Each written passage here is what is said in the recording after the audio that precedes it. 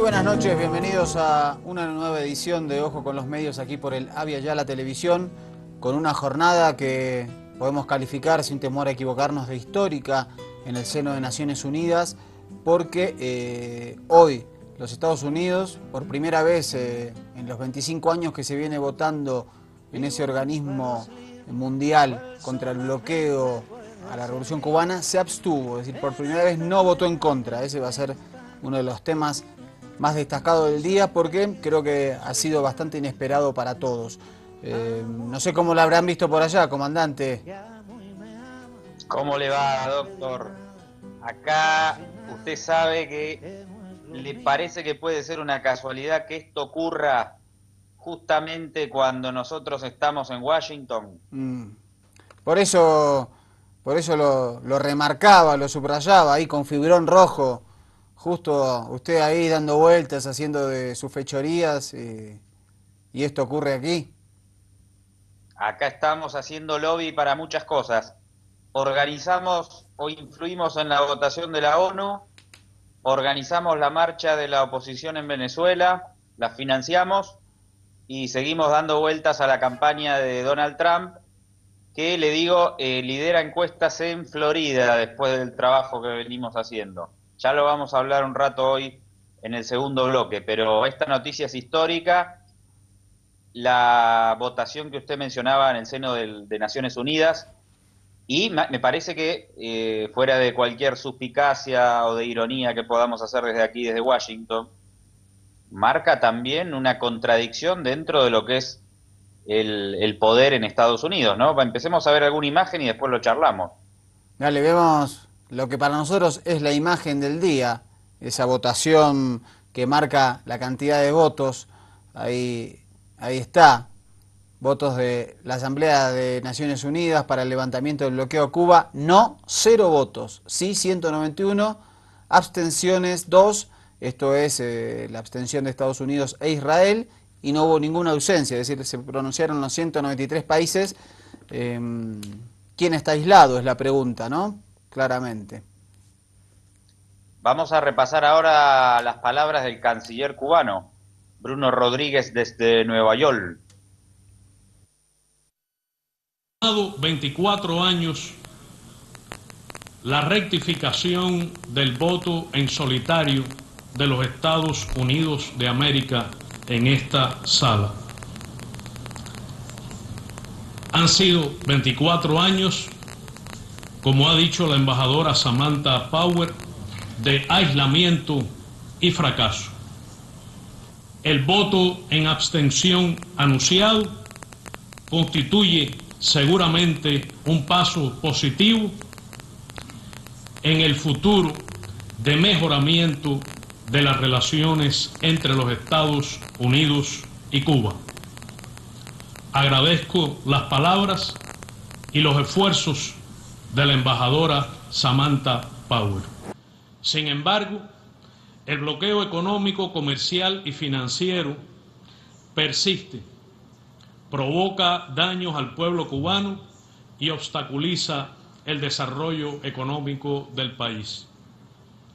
Por su marcado carácter extraterritorial, el bloqueo también afecta directamente a todos los Estados miembros de las Naciones Unidas. El mandatario estadounidense y otros altos funcionarios lo han calificado de obsoleto, inútil para hacer avanzar los intereses estadounidenses, fallido, sin sentido, inviable, de ser una carga para los ciudadanos, dañar al pueblo cubano, provocar aislamiento a Estados Unidos y el llamado a que sea levantado. Bueno, ahí eran las palabras del canciller cubano Bruno Rodríguez en el seno de Naciones Unidas, marcando el reconocimiento a Estados Unidos por esta abstención, pero también marcando todas las puntas, los puntales, los hechos que configuran un acto ilegal por su extraterritorialidad. Me gustaría escuchar al representante de Estados Unidos. Vamos, escuchamos a la señora Samantha Power. Eso lo levantara.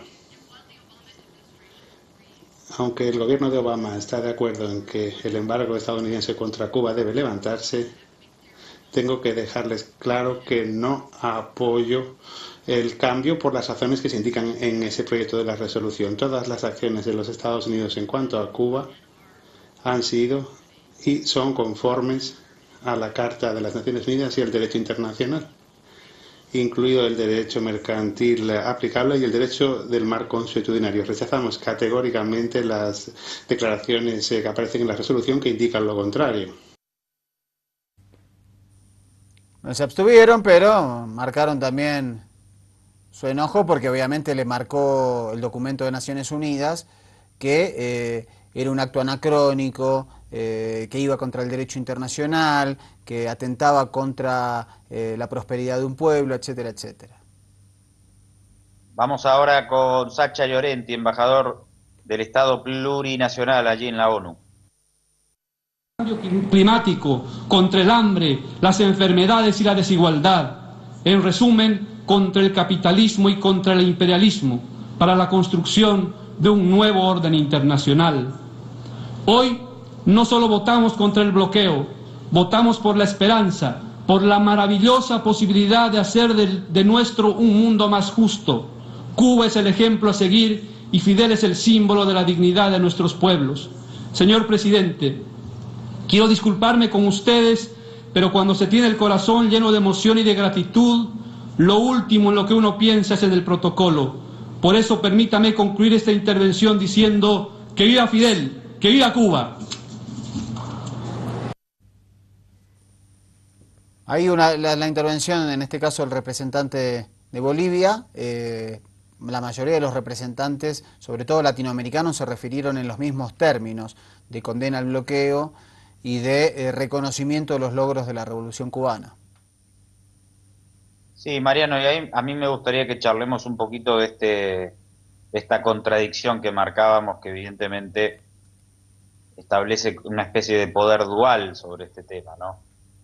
Obviamente que es histórica la abstención de Estados Unidos, no cabe ninguna duda, marca el tiempo político de restablecimiento y de normalización de las relaciones entre la administración de Barack Obama y el gobierno de Raúl Castro, pero a la vez uno se pregunta lógicamente, bueno, si Estados Unidos se abstiene, si ya no apoya el bloqueo, ¿por qué el bloqueo continúa, no? Y ahí hay un problema entre el poder ejecutivo y el poder legislativo, en principio en el seno de Estados Unidos.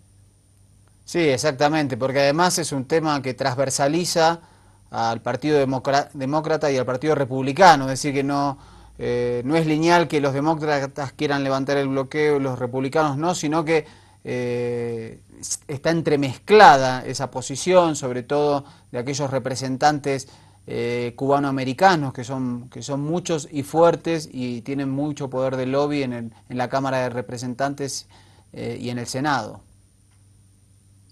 En favor de Obama, hay que decir que por medidas o políticas como estas, es caracterizado como un comunista entre los sectores más conservadores del estado de la Florida. Uh-huh. El gobierno cubano también argumenta que si Obama tomara la decisión, tiene facultades y poderes como para anular solo él desde el poder ejecutivo el bloqueo, y se le cuestiona que no lo haya hecho. Ahí evidentemente no es una situación para nada simple dentro de la política interna estadounidense. Claro, exacto. Desde La Habana lo que le reclaman a Obama es que él tome lo que se llama una decisión ejecutiva, es decir, que como lo hizo con el Obamacare, como lo hizo con algunas decisiones que estaban trabadas en el Congreso de los Estados Unidos, que es efectivamente la del bloqueo, y que parece muy difícil. Habrá que ver cuál va a ser la futura representación dentro del Congreso a partir de enero del año que viene, que tiene que asumir el nuevo mandatario en ese país. Y hay que ver, porque me parece que esta política hacia Cuba que desarrolló Obama podría sufrir un retroceso también. Si gana Trump, ni que se diga, pero si gana Clinton tampoco estoy muy seguro de lo que pueda pasar. Yo creo que porque lo ha expresado Hillary Clinton, ella ha expresado también la necesidad de que se termine con el bloqueo, el embargo, como le dicen ellos, y me parece que también ahí los sectores progresistas encabezados por Bernie Sanders creo que van a imponer su agenda o van a tratar de hacerlo en el futuro gobierno más que probable de Hillary Clinton. Yo creo que continuará el deshielo en ese caso. Con Trump me parece que ahí lo que pueda pasar es impredecible. Bueno, después vamos a charlar de esa encuesta que le comentaba. Vamos a ver, reportado por Russia Today, algunos de los efectos más nocivos que tiene este bloqueo, ¿no? Porque hablamos de bloqueo, bueno, ya pusimos en Ojo con los Medios en pantalla un par de documentales para que usted del otro lado, en nuestros especiales de los viernes, pueda tomar más dimensión del significado del bloqueo. Pero vamos a ver también una nota de Russia Today que nos remite al tema de la educación y las dificultades que se le presentan a Cuba por tener este bloqueo desde hace tantos años. Carlos Cuba lleva casi la mitad de su vida en la escuela Abel Santa María, un centro para niños y jóvenes ciegos o débiles visuales residentes en La Habana. Con su corta edad ya ha sufrido 33 intervenciones quirúrgicas para mejorar su visión. Algunos de sus compañeros perdieron la vista por la falta de medicinas o tratamientos patentados en Estados Unidos y que debido a las leyes del bloqueo el gobierno cubano no puede adquirir. Carlos cuenta que nunca le ha faltado lo indispensable para su educación, pero reconoce que las limitaciones financieras que impone el bloqueo se sienten día tras día en las aulas. Se reconoce que es muy difícil la adquisición de las máquinas y las hojas braille, el papel braillón también, que es muy costoso a nivel internacional, pero nuestro gobierno siempre ha logrado que esta base, esta ayuda siempre se tenga. Los maestros han buscado alternativas, crean sus propios materiales para enseñar a los alumnos y reparan las viejas máquinas, la mayoría de la época soviética. En Cuba hay un número considerable de colegios para niños con discapacidades físicas y mentales. Según las autoridades cubanas, este tipo de enseñanza especial es una de las más afectadas por el bloqueo, no solamente por los altos costos que implica, sino también por la incapacidad de contar con el equipamiento idóneo. Esta escuela que está a mis espaldas es un ejemplo claro de ello. Fundada hace 27 años por Fidel Castro, recibe a niños de todo el país con limitaciones físico-motoras. Allí conocimos a Dailin, una niña que le faltan los brazos y aprendió a escribir con los pies. Como a ella, a la mayoría de estos menores se les enseña a buscar soluciones dentro de sus limitaciones, que podrían ser quizás más llevaderas si existiera una relación comercial normal entre Cuba y Estados Unidos. Nosotros pudiéramos tener, por ejemplo, teclados inteligentes, no lo tenemos. Teclados inteligentes para Dailin, que tiene que trabajar con los pies. ¿Con qué trabaja Dailin? Con los pies, pero ¿qué hemos tenido que hacer? El invento de nosotros, inventar estas cosas que pudiéramos tenerlo si no tuviéramos bloqueo. Para el Ministerio de Educación, el gran problema no es la falta de mercado, sino los elevados costos. La mayoría de los materiales para las escuelas tienen que comprarlo en países tan distantes como China. Un contenedor de 20 pies traído desde China, por concepto de transportación y de tarifas de pago, nos cuesta alrededor de $3.200 cada contenedor. Si nosotros pudiéramos traer ese mismo contenedor de recursos educativos, como lo que requiere la educación especial en particular desde Estados Unidos, ese contenedor de 20 pies nos costaría, en vez de $3.200, nos costaría solamente $1.300. Cuba dedica el 13% de su Producto Interno Bruto al sector de la educación. Una buena parte de ese monto va a las escuelas especiales, las cuales son consideradas una prioridad. El gobierno ha logrado garantizar lo necesario para el aprendizaje de cada uno de estos niños, un esfuerzo que, según fuentes oficiales, debe enfrentar día tras día el enorme obstáculo que impone el bloqueo. Oliver Zamora Oria, RT, La Habana. Bueno, ahí graficado, explicitado cuáles son las consecuencias del bloqueo. A veces es una palabra grandilocuente que no que no logra tener base en la realidad si no vemos informes de estas características.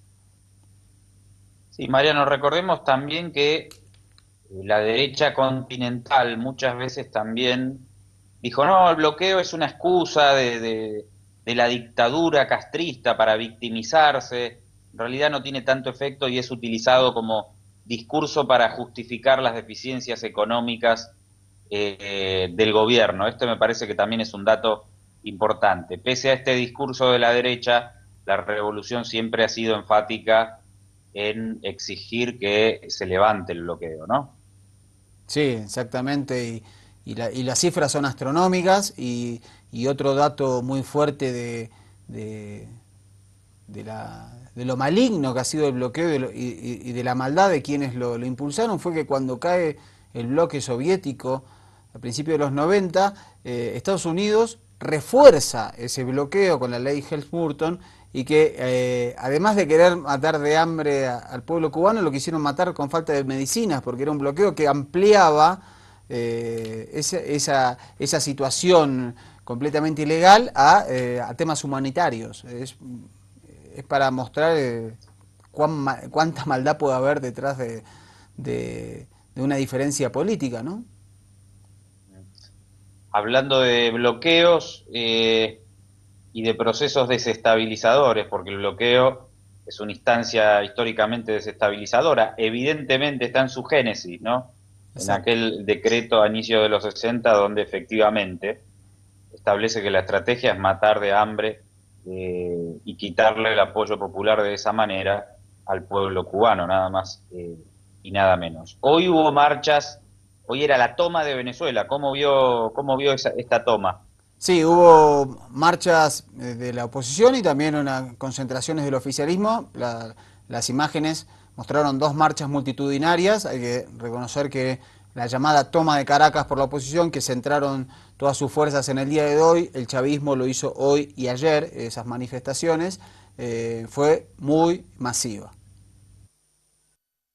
Con banderas de Venezuela y coreando un solo lema. ¡Sí se puede! ¡Sí se puede! Miles de venezolanos han salido a la calle para exigir la celebración del referéndum revocatorio del presidente. Estamos demostrando que en la toma de Venezuela, todos unidos derrocaremos a Nicolás Maduro. La alianza opositora ha convocado a una huelga general de 12 horas para este viernes. Y mientras los venezolanos se han manifestado en todo el país, el presidente Maduro ha celebrado el Consejo de Defensa para analizar las últimas decisiones de la Asamblea, que ha acusado al gobierno de violar la Constitución. Nicolás Maduro ha vuelto a llamar al diálogo y ha lamentado la ausencia del presidente de la Asamblea. Yo no voy a hacer el papel de tonto en una reunión del Consejo de Defensa Nacional, cuyo objeto es convertir a la Asamblea Nacional en reo de acusaciones temerarias y absurdas. Ramos Alú, no te equivoques conmigo. No me subestimes, Ramos Alú. Yo llevo la voz de un pueblo, de este pueblo, que es el pueblo de Bolívar. El chavismo, por su parte, se ha manifestado en los alrededores del Palacio de Miraflores, sede presidencial, en apoyo de Maduro. Justo el otro día, Mariano, estaba viendo Masacre del Puente Yaguno, el documental de Ángel Palacios. Tal vez sería interesante que también encontremos, aunque es un poco largo, pero bueno, recordar aquellos hechos, ahora que hay manifestaciones en conjunto, oficialistas y opositoras, que fue en ese escenario que se produjo el intento de golpe de Estado en 2002, ¿no? Tenemos que tener presentes esas historias y este proceso venezolano que ha tenido un protagonismo tan fuerte en las calles, ¿no? Tanto por parte del oficialismo como de la oposición. Las movilizaciones de la oposición desde hace muchísimos años también son multitudinarias, esto no hay por qué negarlo, y las del chavismo igualmente, pero la presencia del pueblo en la calle ha sido muy importante en todo este proceso, ¿no? Sí, además con el antecedente del Caracazo, ¿no? En el 89 también fue un antecedente de protestas masivas ante una situación económica y política muy difícil. Un pueblo que sale a la calle, eso siempre me parece que es muy valioso en cualquier democracia, las manifestaciones públicas callejeras del pueblo para apoyar o bien para criticar a un gobierno de turno. Así es, siempre hay que promover la participación ciudadana más allá de las cuestiones ideológicas que puedan estar a favor o en contra de determinados procesos, siempre es saludable para la democracia que la gente haga valer sus derechos movilizándose pacíficamente, ¿no? El tema es cuando sectores a los que buscan desestabilizar procesos utilizan esas movilizaciones para otro tipo de finalidades, que es lo que está detrás de estas puestas en escena que estamos viendo en Venezuela con la toma de Venezuela. Ya el nombre, ¿no?, de la movilización ya muestra una intención no tan santa que digamos. Segundo bloque de Ojo con los Medios, que seguimos con la continuidad informativa aquí en el Abya Yala, junto al comandante que está en misión especial en Washington, D.C. Le comento, doctor, que cuando venía en el avión para Washington, me viajé con un espectador de Ojo con los Medios. Ah, mire. Esta persona me dio 55 años de edad. Ah, lo mató. Pero, cuando le pregunté qué edad le daba a usted, dijo 60. Ah, está bien, está bien. Sí, la tele envejece. Le quería comentar porque usted sabe que siempre a usted le dan menos. Es verdad. Pero acá lo liquidaron. Es verdad. Bueno, sigamos adelante. Métale que hay mucha información por el mundo dando vueltas. Sí, vamos para distender un poquito una notita de color, vamos a mirar esta niña en un puerto frente a un barco y que le hace un pedido especial y vamos a ver si se lo cumplen o no.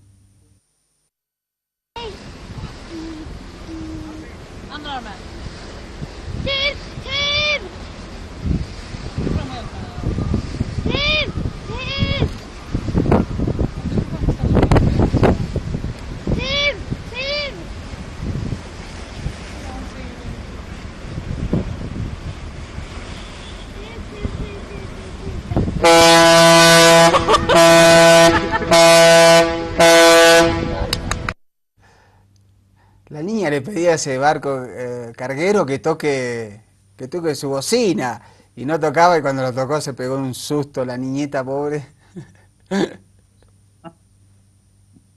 Bueno, le comentaba al inicio del programa la encuesta que nos da la victoria en Florida, doctor, ¿qué le parece? ¿Por cuánto? Un par de puntos, pero bueno, en el contexto en el que estamos... Es un estado clave, Florida. Es un salvavidas que nos llega por ahí. No está muerto quien pelea, doctor, cuidado. Sí, igual las encuestas vienen dándole mal, Tiene sus últimos cartuchos, Donald Trump. Sí, pero las encuestas últimamente no pegan una.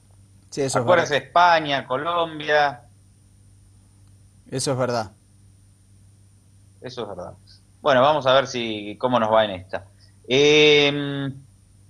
Están metidos los amigos de Vladimir Putin en la campaña de Gringolandis. Sí, me parece que esta ha sido obra suya, esta nota que vamos a ver a continuación. ¿Puede ser? No, yo no tengo nada que ver, doctor. No me echen la culpa de todo. Bueno, vamos a ver esta supuesta presencia de Rusia en el proceso electoral en los Estados Unidos. Lo reporta la CNN. Ya hubo una acusación oficial de Estados Unidos sobre un hackeo patrocinado por el Estado ruso y una diseminación de información importante para influir en el voto presidencial. Rusia, si estás escuchando, espero que puedan encontrar los 30.000 correos electrónicos. Pero también existe la preocupación de que el Kremlin esté intentando manipular las opiniones políticas en Rusia, según un ex troll ruso de Internet, y en Estados Unidos también. Las elecciones de Estados Unidos son un tema clave para el Kremlin y, por supuesto, Rusia ha invertido mucho esfuerzo en ellas. Por eso las fábricas de troles están siendo efectivas, no tengo dudas. Fue durante la rebelión patrocinada por Rusia en Ucrania en el 2014 que surgieron indicios por primera vez de fábricas de troles a favor del Kremlin, repletas de blogueros como Lyudmila Savchuk, a los que les pagaban para difundir información falsa en Internet sobre el conflicto. Hasta los captaron en cámara. En este edificio de oficinas en San Petersburgo, un ejército de troles filmados en secreto por un ex empleado pasaban 12 horas por día, según Savchuk, halagando al Kremlin y amonestando a sus enemigos en blogs y en salas de chateo en Internet. Es tan sofisticado y adaptado a los gustos de los usuarios de Internet que es casi imposible de detectar. Pero es una campaña pagada para lavarle el cerebro y hacerle creer a la gente todas las mentiras difundidas por el Kremlin. Todo encaja con lo que los funcionarios estadounidenses dicen que es un esfuerzo ruso mucho más amplio para influenciar el voto en las elecciones presidenciales. Los medios estatales rusos están abiertamente a favor de Trump en su cobertura. Washington dice que hay evidencia creciente de que Rusia está proveyendo a Wikileaks con correos electrónicos hackeados a la campaña de Clinton. El presidente ruso desestimó esas acusaciones y las llamó histeria de las elecciones. Nunca en la historia de nuestro país vimos una situación en que un rival, un poder extranjero, trabaje tan fuertemente para influenciar el resultado de las elecciones. O que emplee el poder de Internet, no para promover la democracia, sino para socavarla. De nuevo, cuando se trata de las acusaciones de hackeo, de la difusión de correos electrónicos incómodos o incluso la existencia de estas fábricas de troles, el Kremlin se distancia lo más posible.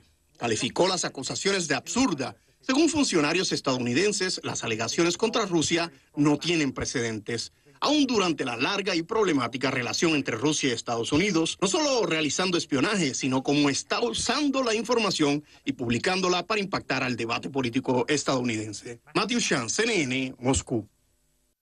Bueno, hay un elemento que estuvo siempre presente en la campaña de los Estados Unidos, lo trajeron tanto Trump como Hillary Clinton, que es Rusia y Vladimir Putin.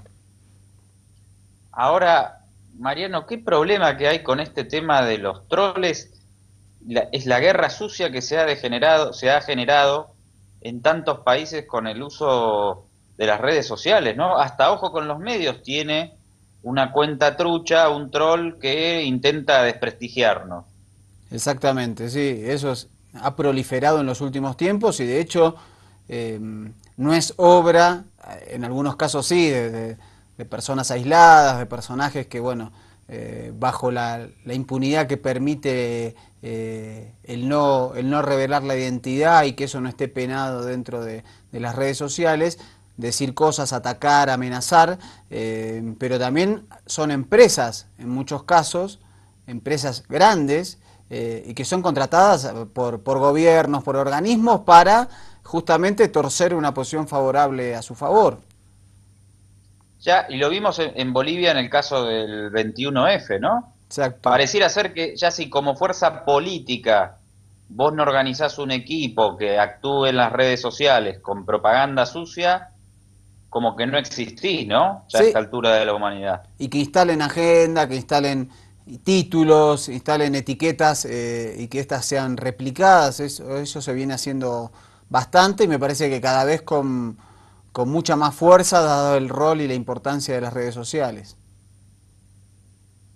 Bueno, usted sigue poniendo en pantalla notas en contra de Donald Trump. Al final yo le dije, ponga una por lo menos a favor y no, bueno, no me cumplió, doctor. Y la que vino anteriormente era neutra, podemos decir, no la atacaba. No, pero en este caso pusimos esta de Russia Today porque justamente vienen diciendo que Russia Today trata muy bien no que trata bien a Trump, sino que le pega mucho a Clinton. Bueno, acá acaba de sacar una notita con las contradicciones de Donald Trump sobre diferentes temas.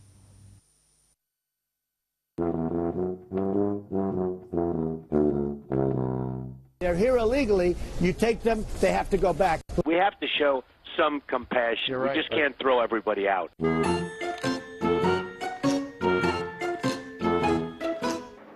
I never discussed that subject. I was in favor of Libya.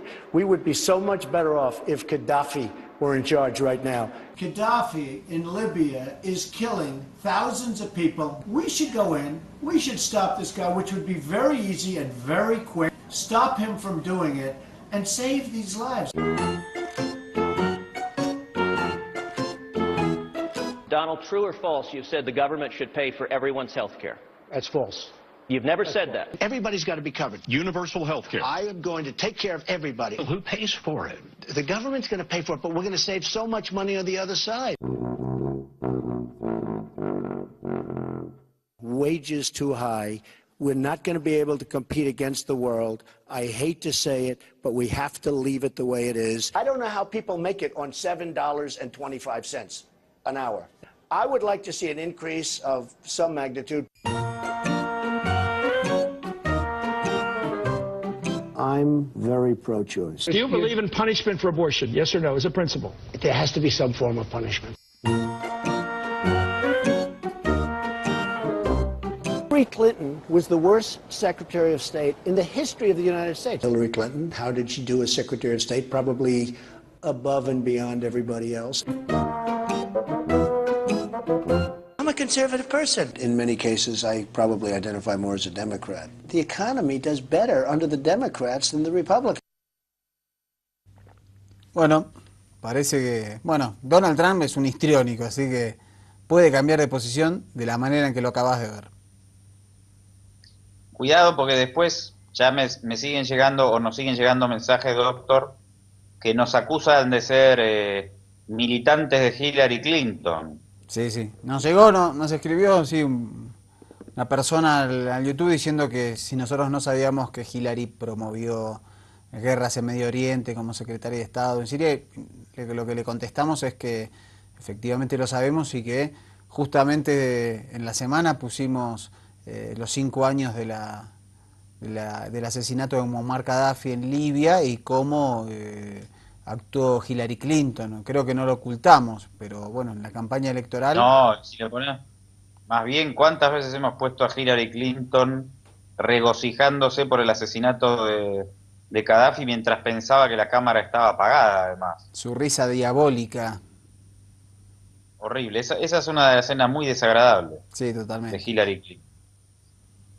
Bueno, sigamos. ¿Y qué pasa con el voto latino? Nos cuenta la Deutsche Welle, la cadena estatal alemana. ¿Definirá algo el voto latino en Gringolandis? A ver.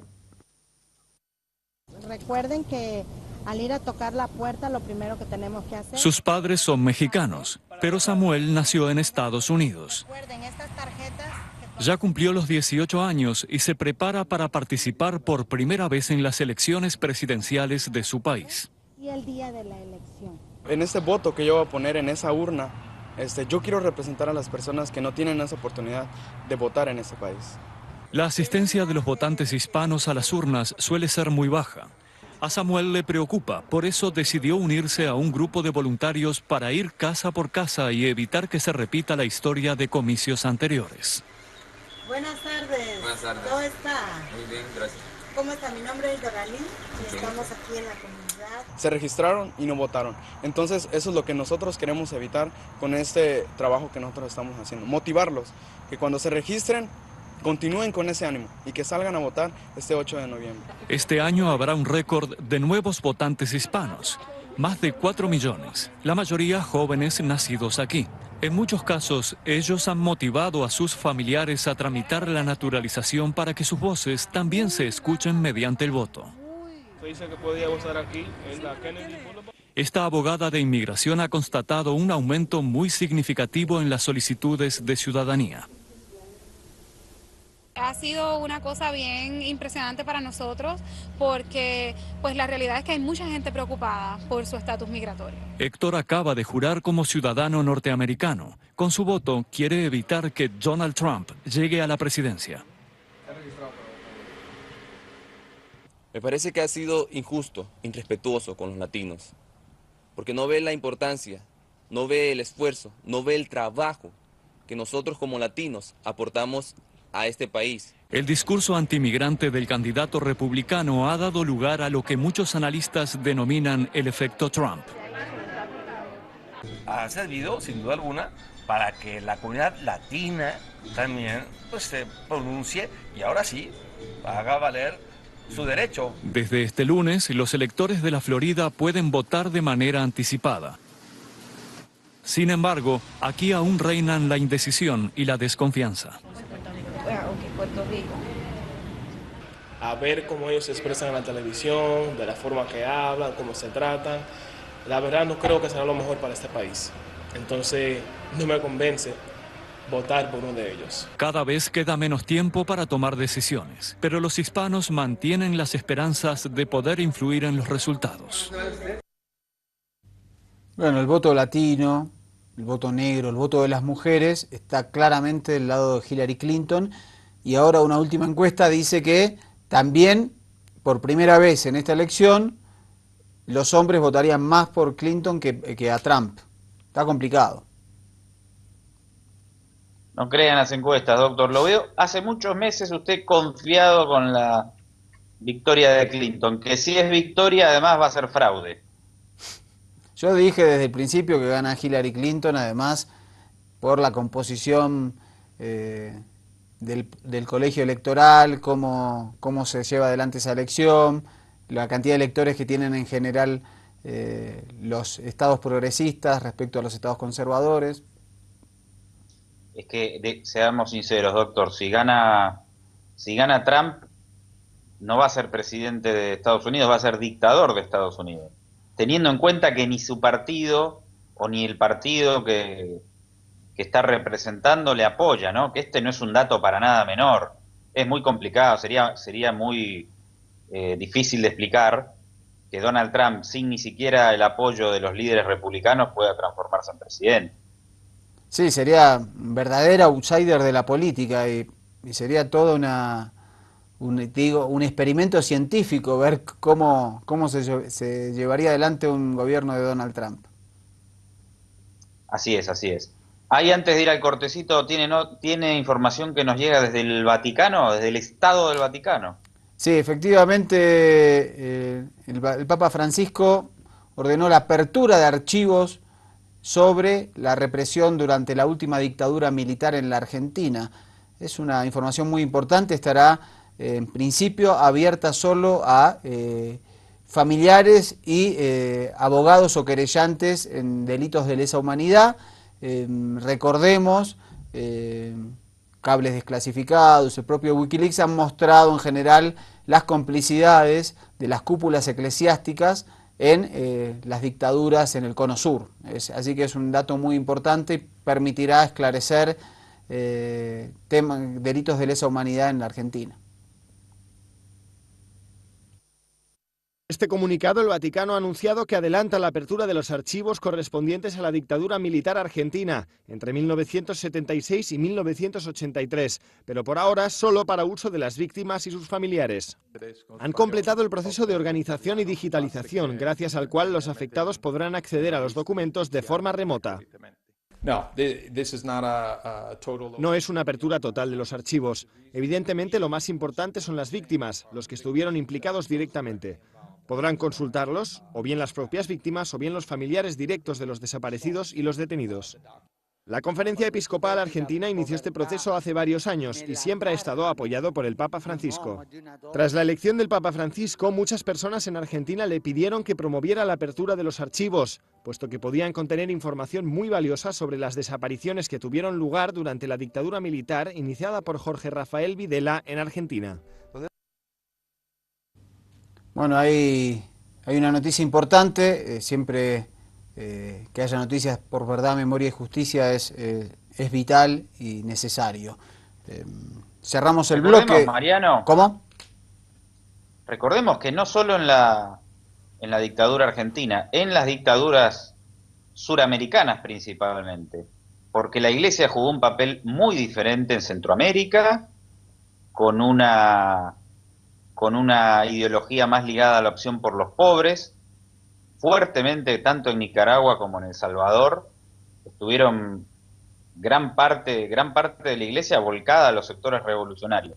Pero en el sur fue muy diferente, y cuando los familiares acudían a la iglesia, acudían a todas las instancias de poder.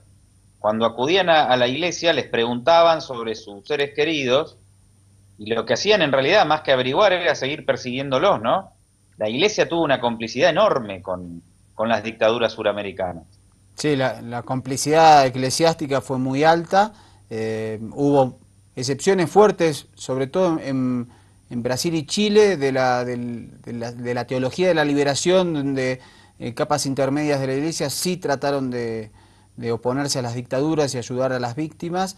En Argentina y Uruguay fue un poco más difícil, pero sí, la cúpula eclesiástica en todos estos países fueron cómplices absolutos de las dictaduras y los genocidas.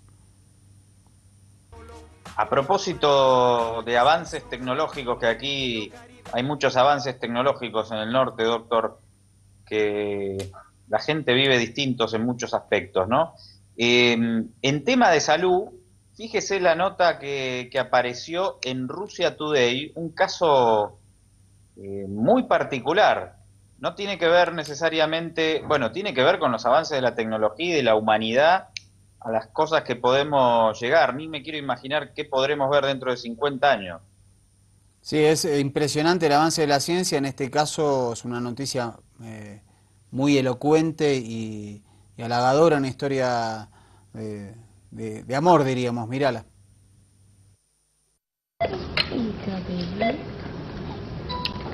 Esta pequeñita Lily Hope, que hoy tiene 4 meses de edad, literalmente nació 2 veces. Su mamá Margaret estaba embarazada de gemelos, pero las cosas empezaron mal. Perdió uno de ellos. La niña sobrevivió en el vientre y siguió creciendo. A las 16 semanas, en un ultrasonido de rutina, Margaret recibió otra mala noticia. La bebé tenía un tumor en la base de la columna. Para Margaret, la angustia ante la posibilidad de perder a Lily era insoportable.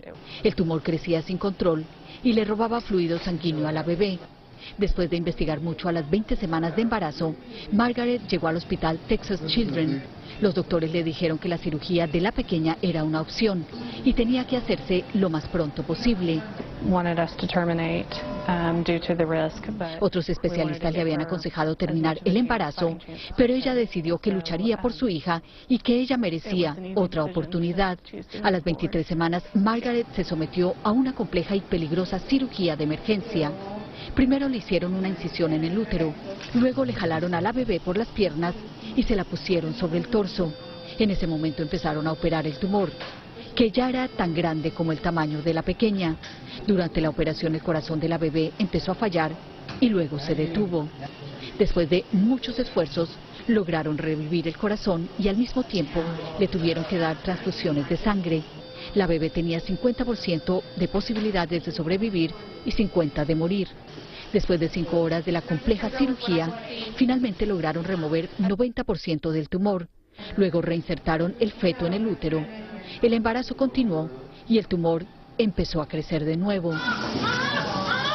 A las 36 semanas, Lily Hope nació por segunda vez y a los 8 días de nacida la volvieron a operar para remover el resto del tumor. La cirugía fue un éxito y la bebé, que empezó a luchar desde antes de nacer, está creciendo sanamente al lado de sus padres. Qué historia y lo que son los avances de la ciencia. Impresionante, ¿no? Sí. Bueno, usted, cambiando de tema, volviendo a la política, nosotros tenemos en Ojo con los Medios las secciones, Ojo con Laura Anthony, Ojo con la radio, Ojo con las redes sociales. Hay que hacer la sección de Ojo con Duterte. Sí, totalmente. Totalmente, que ahora anda de gira por países del sudeste asiático y también estuvo en China y ahora en Japón. Bueno, nosotros somos sus principales voceros en América Latina, se lo digo. Y aparte ahora está teniendo mucha imagen pública porque está corriéndose de su alianza histórica con Estados Unidos y acercándose más a China geopolíticamente. Bueno, vamos a ver la última de este personaje tan particular. Vamos. El incendiario líder filipino apunta una vez más contra su blanco favorito. Tras su reciente primer viaje oficial al exterior, el presidente Rodrigo Duterte estalló contra Estados Unidos y la amenaza de Washington de retener su ayuda. Asistencia. Estados Unidos, te puedes ir al cuerno. Durante una errante conferencia de prensa en su ciudad natal, el presidente emitió todos los insultos posibles en tan solo 30 segundos. Y ese era Duterte tratando de controlar los daños. tratando de desandar sus pasos después del impactante anuncio en Beijing de su separación de Estados Unidos y su acercamiento a China y Rusia, diciendo que esto solo se aplicará a la política exterior. Por eso es mejor ser cuidadosos con la palabra separación o corte de las relaciones diplomáticas. En segundo lugar, no es viable. ¿Por qué? Porque los filipinos en Estados Unidos me van a matar. Esos filipinos que trabajan en Estados Unidos envían miles de millones de dólares al año a sus familias, una de las mayores fuentes de ingreso en una nación donde decenas de millones viven en la pobreza. Aquí en Manila hay quienes temen que la retórica antiestadounidense del presidente desestabilice una de las economías asiáticas de mejor desempeño. Desde que Duterte asumió el poder, hace menos de 4 meses, las acciones bajaron y el peso filipino ronda su menor valor de los últimos 7 años. Uno de los sectores que podría verse más afectado es el de la tercerización de servicios. En este país, se espera que para el 2020 se dupliquen los puestos de trabajo en los centros de atención, empleos que impulsan el crecimiento de la clase media. Uno no quiere lidiar con algo nuevo cada día, pero todos los días surge algo nuevo. Cristina Concepción es la presidenta ejecutiva de una empresa que se dedica a sueldos y finanzas y ha recibido las llamadas de sus nerviosos clientes estadounidenses. ¿Qué le dice a sus clientes? Que nada ha cambiado y ellos lo saben.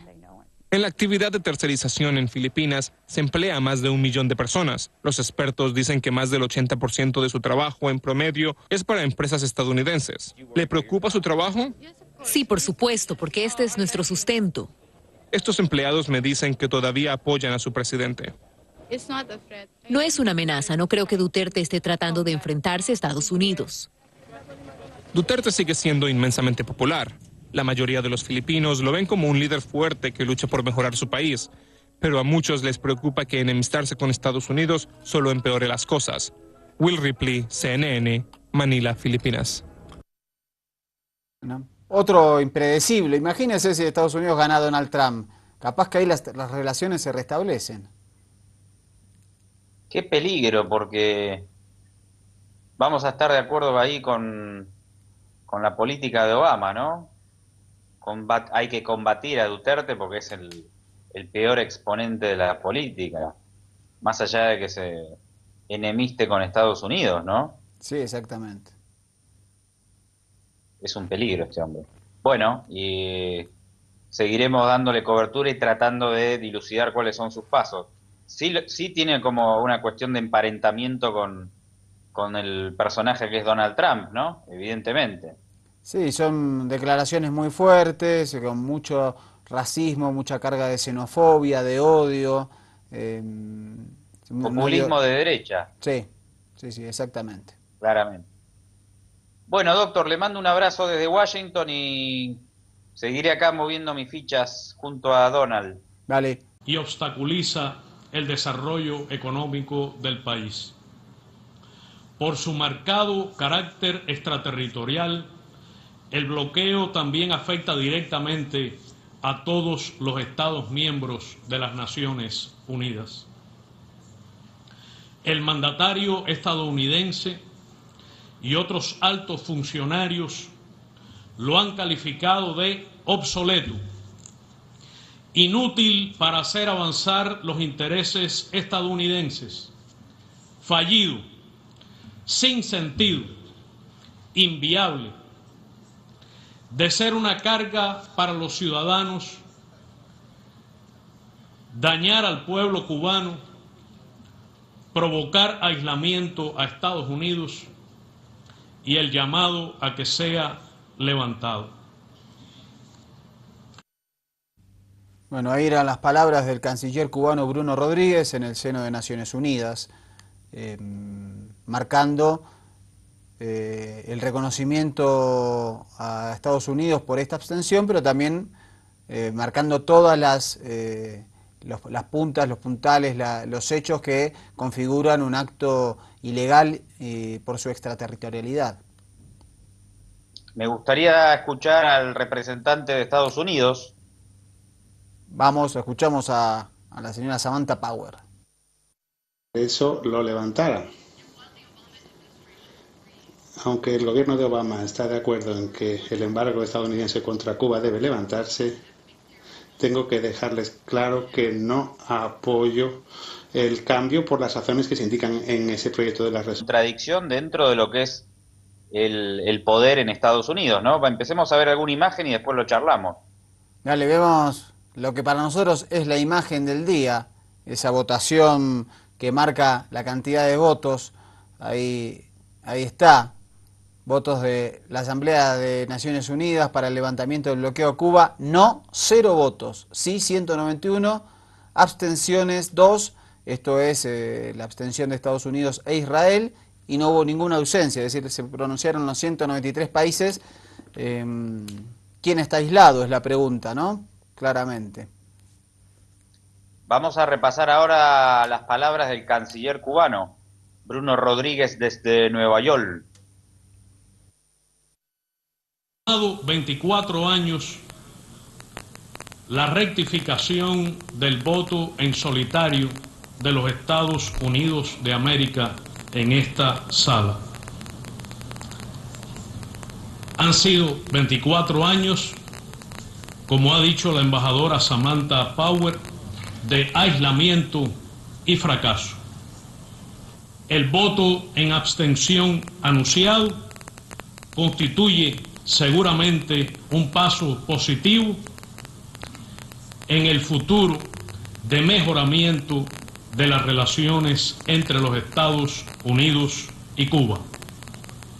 Agradezco las palabras y los esfuerzos de la embajadora Samantha Power. Sin embargo, el bloqueo económico, comercial y financiero persiste, provoca daños al pueblo cubano. Todas las acciones de los Estados Unidos en cuanto a Cuba han sido y son conformes a la Carta de las Naciones Unidas y el derecho internacional, incluido el derecho mercantil aplicable y el derecho del marco consuetudinario. Rechazamos categóricamente las declaraciones que aparecen en la resolución que indican lo contrario. No se abstuvieron, pero marcaron también su enojo porque obviamente le marcó el documento de Naciones Unidas que era un acto anacrónico, que iba contra el derecho internacional, que atentaba contra la prosperidad de un pueblo, etcétera, etcétera. Vamos ahora con Sacha Llorenti, embajador del Estado plurinacional allí en la ONU. Cambio climático, contra el hambre, las enfermedades y la desigualdad. En resumen, contra el capitalismo y contra el imperialismo, para la construcción de un nuevo orden internacional. Hoy no solo votamos contra el bloqueo, votamos por la esperanza, por la maravillosa posibilidad de hacer de nuestro un mundo más justo. Cuba es el ejemplo a seguir y Fidel es el símbolo de la dignidad de nuestros pueblos. Señor presidente, quiero disculparme con ustedes, pero cuando se tiene el corazón lleno de emoción y de gratitud, lo último en lo que uno piensa es en el protocolo. Por eso permítame concluir esta intervención diciendo que viva Fidel, que viva Cuba. Hay la intervención, en este caso el representante de Bolivia. La mayoría de los representantes, sobre todo latinoamericanos, se refirieron en los mismos términos de condena al bloqueo y de reconocimiento de los logros de la Revolución Cubana. Sí, Mariano, y ahí a mí me gustaría que charlemos un poquito de esta contradicción que marcábamos, que evidentemente establece una especie de poder dual sobre este tema, ¿no? Obviamente que es histórica la abstención de Estados Unidos, no cabe ninguna duda, marca el tiempo político de restablecimiento y de normalización de las relaciones entre la administración de Barack Obama y el gobierno de Raúl Castro, pero a la vez uno se pregunta lógicamente, bueno, si Estados Unidos se abstiene, si ya no apoya el bloqueo, ¿por qué el bloqueo continúa, no? Y ahí hay un problema entre el poder ejecutivo y el poder legislativo, en principio en el seno de Estados Unidos. Sí, exactamente, porque además es un tema que transversaliza al Partido Demócrata y al Partido Republicano, es decir, que no es lineal que los demócratas quieran levantar el bloqueo y los republicanos no, sino que está entremezclada esa posición, sobre todo de aquellos representantes cubanoamericanos, que son muchos y fuertes y tienen mucho poder de lobby en la Cámara de Representantes y en el Senado. En favor de Obama, hay que decir que por medidas o políticas como estas, es caracterizado como un comunista entre los sectores más conservadores del estado de la Florida. El gobierno cubano también argumenta que si Obama tomara la decisión, tiene facultades y poderes como para anular solo él desde el Poder Ejecutivo el bloqueo, y se le cuestiona que no lo haya hecho. Muy buenas noches, bienvenidos a una nueva edición de Ojo con los Medios aquí por el Avia Yala Televisión, con una jornada que podemos calificar sin temor a equivocarnos de histórica en el seno de Naciones Unidas, porque hoy los Estados Unidos, por primera vez en los 25 años que se viene votando en ese organismo mundial contra el bloqueo a la Revolución Cubana, se abstuvo, es decir, por primera vez no votó en contra. Ese va a ser uno de los temas más destacados del día, porque creo que ha sido bastante inesperado para todos. No sé cómo lo habrán visto por allá, comandante. ¿Cómo le va, doctor? Acá usted sabe que le parece que puede ser una casualidad que esto ocurra justamente cuando nosotros estamos en Washington. Por eso lo remarcaba, lo subrayaba ahí con fibrón rojo, justo usted ahí dando vueltas, haciendo de sus fechorías, y esto ocurre aquí. Acá estamos haciendo lobby para muchas cosas. Organizamos o influimos en la votación de la ONU, organizamos la marcha de la oposición en Venezuela, la financiamos y seguimos dando vueltas a la campaña de Donald Trump, que, le digo, lidera encuestas en Florida después del trabajo que venimos haciendo. Ya lo vamos a hablar un rato hoy en el segundo bloque, pero esta noticia es histórica. La votación que usted mencionaba en el seno de Naciones Unidas, y me parece que fuera de cualquier suspicacia o de ironía que podamos hacer desde aquí, desde Washington, marca también una